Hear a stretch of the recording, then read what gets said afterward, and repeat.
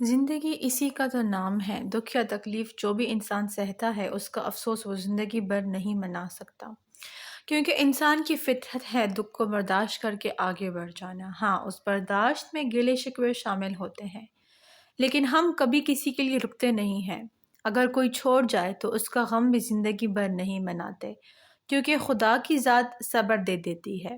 ہم لفظی دعوے ضرور کرتے ہیں کہ اس تکلیف کو برداشت کرنا آسان نہیں ہے، لیکن جو 70 ماؤں سے زیادہ محبت کرتا ہے وہ کبھی ہمارے اوپر ضرورت سے زیادہ بوجھ نہیں ڈالتا، کیونکہ جتنا ہم برداشت کرتے ہیں اتنی ہی تکلیف ہمیں ملتی ہے دوسروں سے۔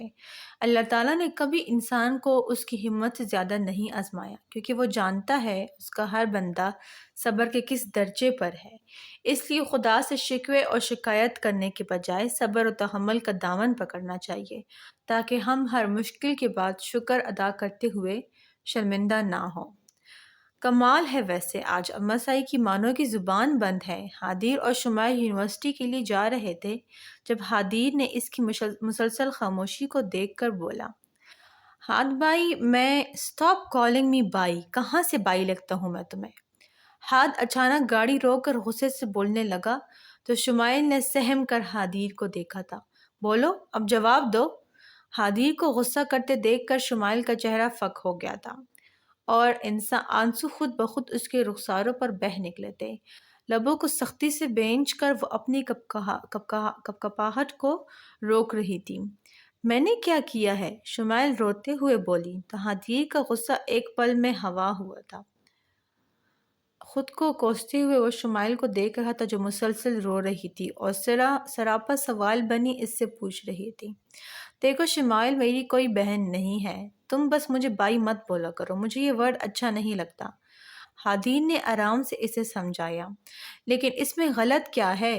شمائل اپنی چھوٹی سی سرخ ناک کو ٹشو سے رگڑتے ہوئے بولی۔ اس وقت وہ ہادیر کے دل کی دنیا تہ و بالا کر رہی تھی اور اس کی حرکتیں اس کی لبوں پر مسکراہٹ بکھیر رہی تھی۔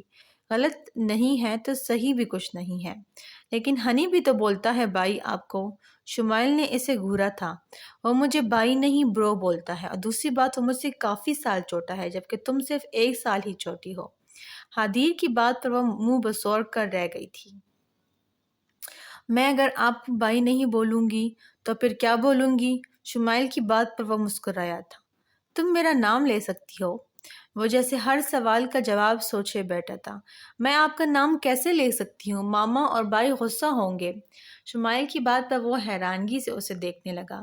چھوٹی ماما اور بائی سے میں بات کر لوں گا، لیکن تم مجھے بائی نہیں بولو گی۔ اب کتنا آکورڈ لگتا ہے جب تم یہ بولتی ہو۔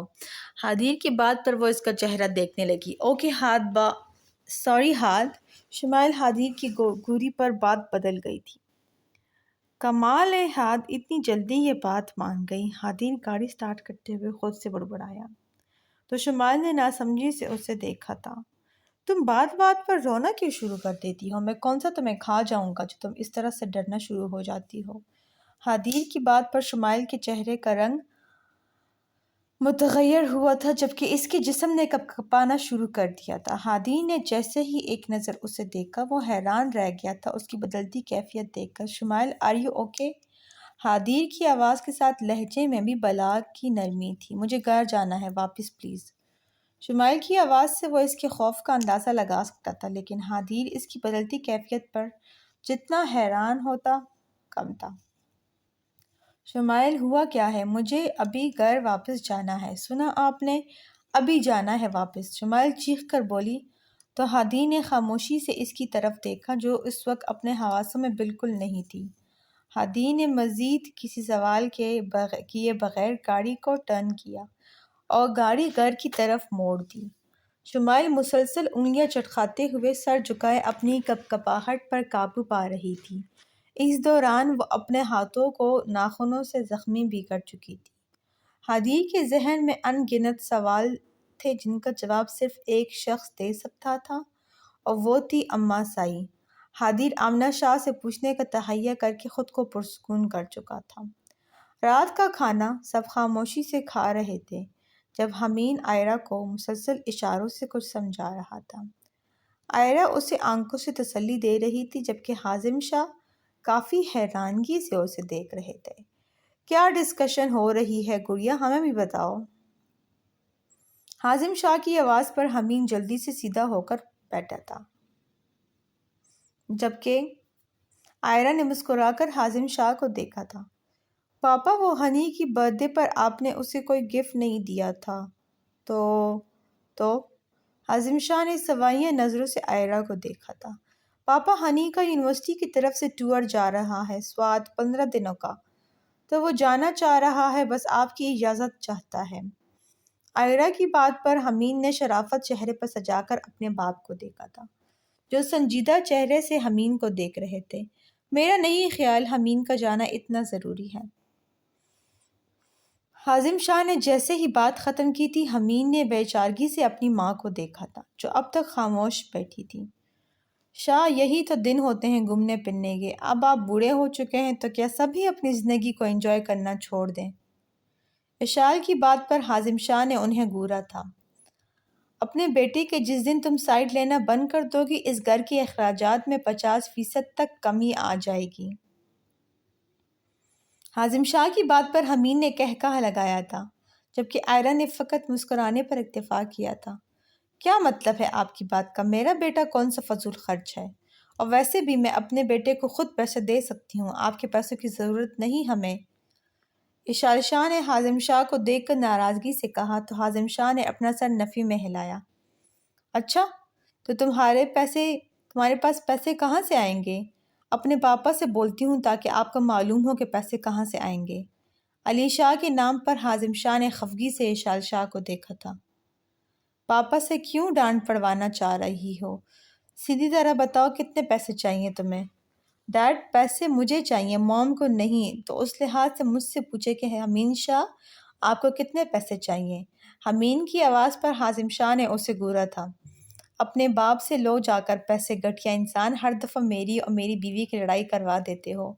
حازم شاہ نے اسے گھورا تھا۔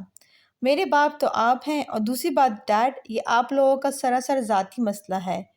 اور حمین ابھی بول رہا تھا جب حازم شاہ کو اپنی جگہ سے بازو فولڈ کرتے ہوئے اٹھتے دیکھ کر جلدی سے بھاگ کر اشال شاہ کے پاس گیا تھا۔ ہاں، کیا بول رہے تھے تم، ذرا بتاؤ؟ اور تم کیوں درمیان میں کھڑی ہو؟ ہٹو پیچھے۔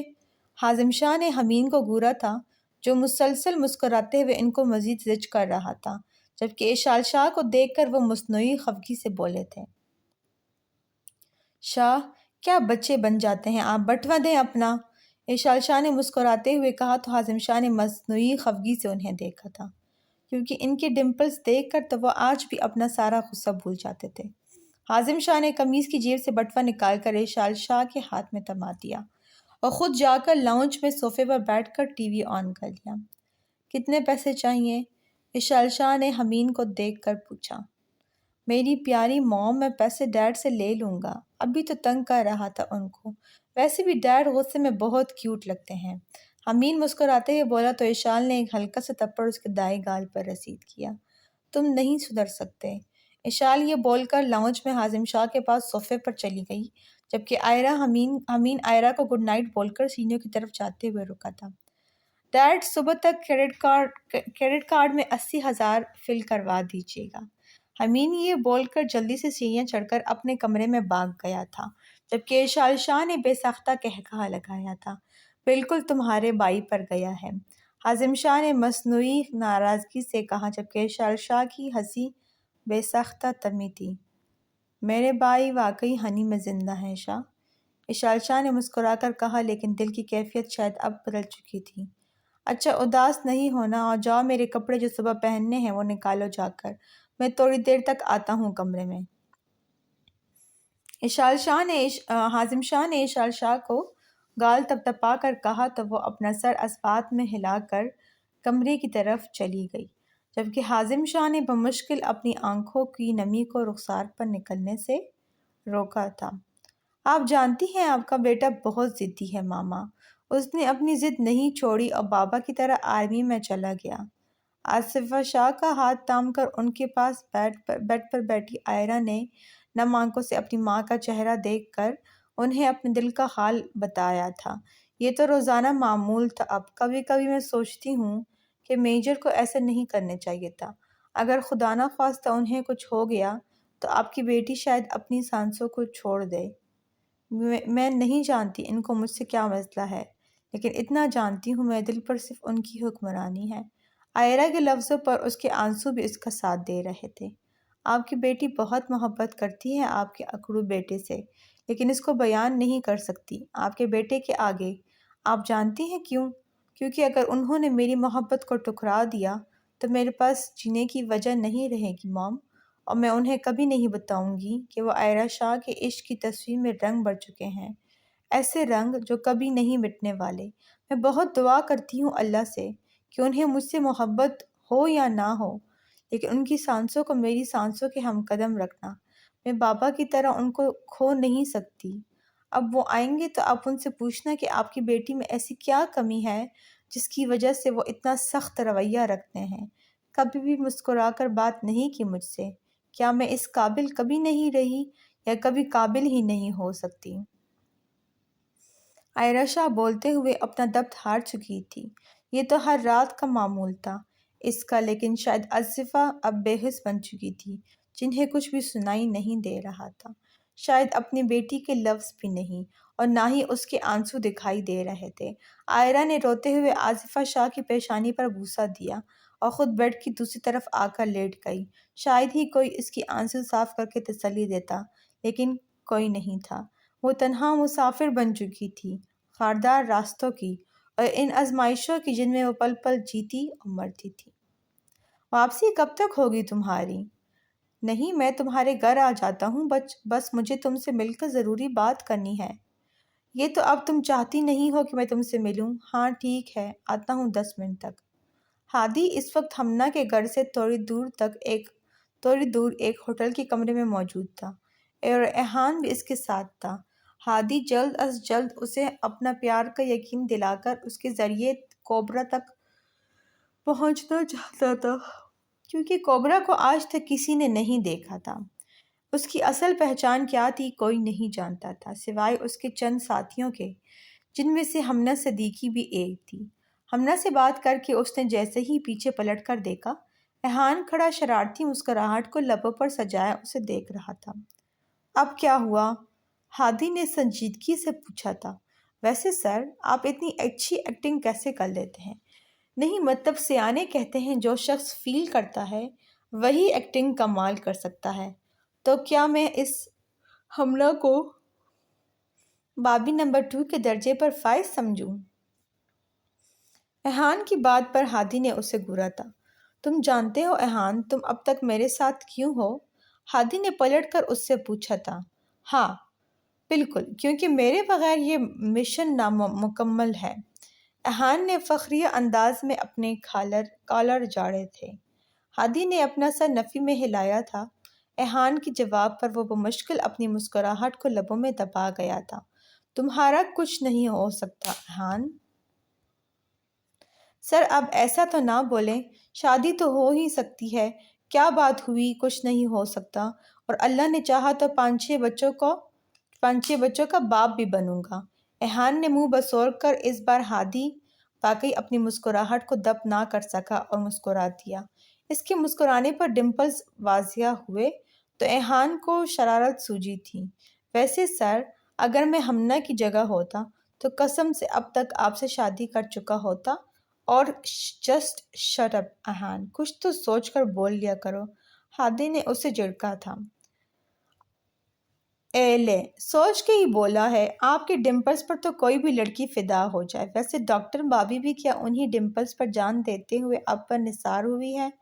مجھے یقین ہے کہ ایسا ہی ہے، کیونکہ منہ سے تو آپ کے انگارے نکلتے ہیں۔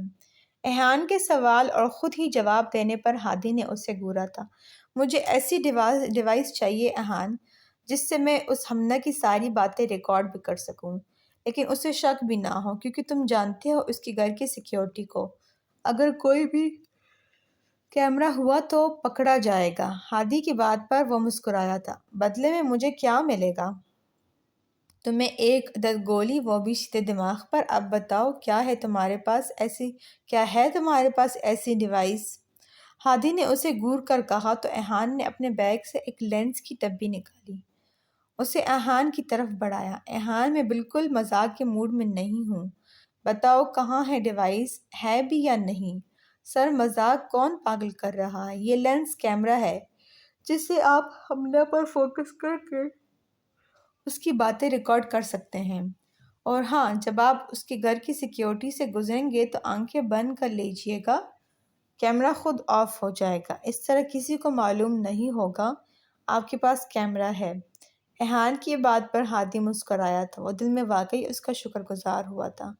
سر شکریہ کی ضرورت نہیں، بس جب تک یہاں ہیں میرے لیے بھی کوئی لڑکی ڈھونڈ لیں تاکہ میرا بھی وقت گزر جائے۔ ایہان کی بات پر ہادی نے اسے گھورا تھا، تمہیں سنگل لے کے آیا تھا اور سنگل ہی لے کر جاؤں گا، یاد رکھنا۔ اب یہ بتاؤ اس کیمرے کا کوئی سائیڈ ایفیکٹ تو نہیں؟ ہادی لینس کی ڈبی کو کھول کر بولا، سر اس کو صرف 2 گھنٹے تک ہی استعمال کر سکتے ہیں کیونکہ بعد میں اس کی ریز آئیز کو ڈیمیج کرنا شروع کر دیتی ہیں، اور ہاں یہ براؤن کلر کے ہی ہیں تو کسی کو شک نہیں ہوگا آپ نے لینس لگائے ہیں، خاص کر بابی جی نمبر 2 کو۔ ایہان سنجیدگی سے بولتا ہوا آخر میں پھر پٹری سے اتر گیا۔ ہادی نے واش روم میں جا کر لینس لگائے اور کمرے سے نکل گیا، جبکہ ایہان لیپ ٹاپ سے اس کیمرے میں جو ہو رہا تھا اسے دیکھنے میں مصروف ہو چکا تھا۔ تم یہاں بیٹھو، میں تمہارے لیے کافی لاتی ہوں۔ ہمنا ہادی کو ایک کمرے میں بیڈ پر بٹھا کر خود کمرے کا دروازہ بند کر کے جا چکی تھی۔ ہادی نے ایہان کی ہدایت پر عمل کرتے ہوئے ویسا ہی کیا تھا۔ ہادی کمرے کو غور سے دیکھنے لگا تھا جب اسے کیمرے میں موجود مرر کے پاس کچھ محسوس ہوا۔ ہادی نے مرر کو ایک دو بار کھٹکھٹایا تو اسے محسوس ہوا کہ مرر کے پیچھے دیوار نہیں۔ اس نے جلدی سے ایہان کو میسج کیا کہ وہ اس کیمرے سے چیک کرے، کمرے میں کوئی کیمرہ تو نہیں۔ ٹھیک 2 منٹ بعد ایہان کا نو میں رپلائی آیا تھا۔ ہادی نے دروازے کو جلدی سے لاک اس طرح کیا تھا کہ کسی کو بھی شک نہیں ہو سکتا تھا کہ وہ لاک ہے یا جام کیا گیا ہے۔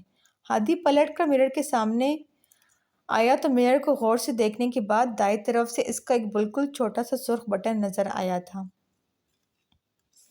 ہادی نے وہ بٹن دبایا تو مرر آہستہ سے ہٹنا شروع ہو گیا تھا۔ مرر کے ہٹتے ہی ایک اندھے نگری نے اس کا استقبال کیا۔ ہادی نے اپنا قدم اندر رکھا تو وہاں لائٹ آن ہو چکی تھی، غالباً آٹومیٹک سسٹم تھا۔ ہادی نے جیسے ہی سامنے دیکھا اس کا رنگ متغیر ہو چکا تھا، سامنے ہی حاطب کو زنجیروں میں بے رحمی سے باندھا ہوا تھا۔ حاطب کا سر دائیں طرف تھا جبکہ بڑی سی داڑھی اور کمزور ہڈیاں اس کی ناقص صحت کا صاف پتہ دے رہی تھیں۔ ہادی نے آگے بڑھ کر جانا چاہا تو کچھ ریڈ کلر کی شعاعیں اسے نظر آنا شروع ہو گئی۔ بے بسی ہی بے بسی تھی، وہ رو نہیں سکتا تھا کیونکہ کیمرہ تھا آنکھوں میں، لیکن دل اس وقت خون ہوا تھا اپنے باپ کو ایسی حالت میں دیکھ کر۔ ابھی وہ کچھ سوچتا اس کے کانوں میں کسی کے قدموں کی آواز سنائی دی۔ بے بسی کے انتہاؤں کو پہنچ کر وہ دوبارہ پلٹا تھا اور دوبارہ سے اس مرر کو بند کر کے خود دروازے کی طرف گیا تھا۔ کوئی ہے؟ کھولو اسے، ہادی جان بوجھ کر بولا تاکہ اس کمرے کی طرف آنے والا وہ سمجھ جائے کہ دروازہ جام ہوا ہے۔ ہمنا جو اس کے لیے کافی لا رہی تھی اس نے لاک کھولنے کی کوشش کی، لیکن پھر ناکام ہو کر ایک ملازم کو اس نے آواز دی جس نے لاک توڑ دیا تھا۔ ہادی باہر نکلا اور ہمنا کو دیکھنے لگا۔ یا یہ کس نے بند کر دیا تھا مجھے؟ ہادی نے پریشانی کو چہرے پر سجا کر پوچھا، حالانکہ دل تو سامنے کھڑی لڑکی کو قتل کرنے کو کر رہا تھا۔ سوری، وہ شاید مجھ سے ہی ہو گیا، چلو ہم لوگ باہر چلتے ہیں، تمہارا موڈ ٹھیک ہو جائے گا باہر لان میں۔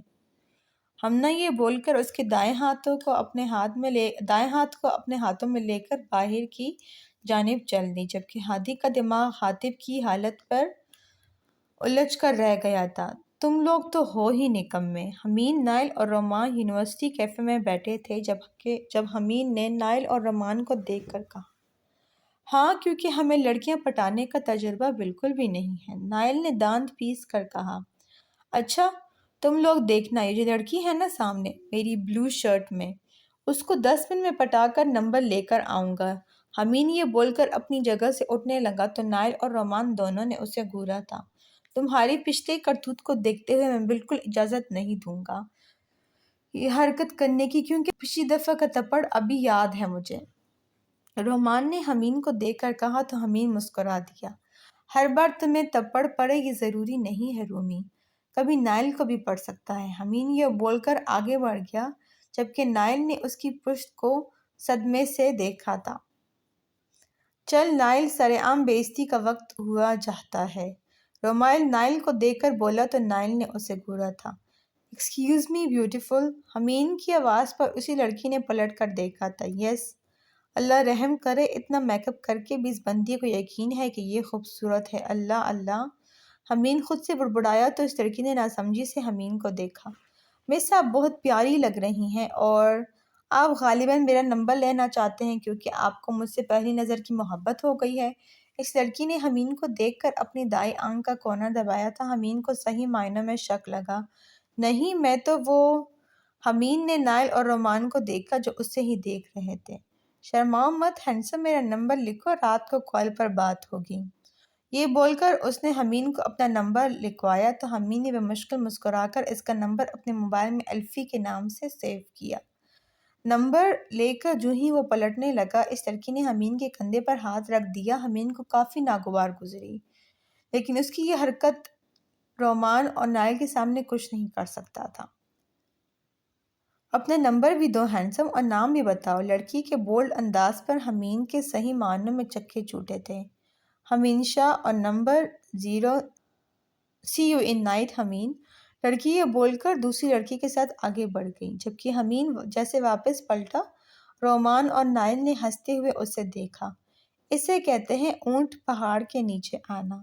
نائل یہ بول کر بھاگا تھا، جبکہ رومان نے بمشکل اپنی مسکراہٹ کو روکا تھا، جو حمین کا چہرہ دیکھ کر امڑ رہی تھی۔ ویسے ہنی، کیا ہوگا جب تیرے باپ کو تیری اس 5 منٹ والی گرل فرینڈ کے بارے میں پتہ چلے گا؟ رومان کی بات پر چپی دمکی پر حمین نے اسے ماننا چاہا تو وہ بھی بھاگ گیا، جبکہ حمین نے آسمان کی طرف دیکھا تھا۔ یا اللہ، ہٹلر سے بچا لینا، قسم سے میں اس لڑکی سے بات نہیں کروں گا۔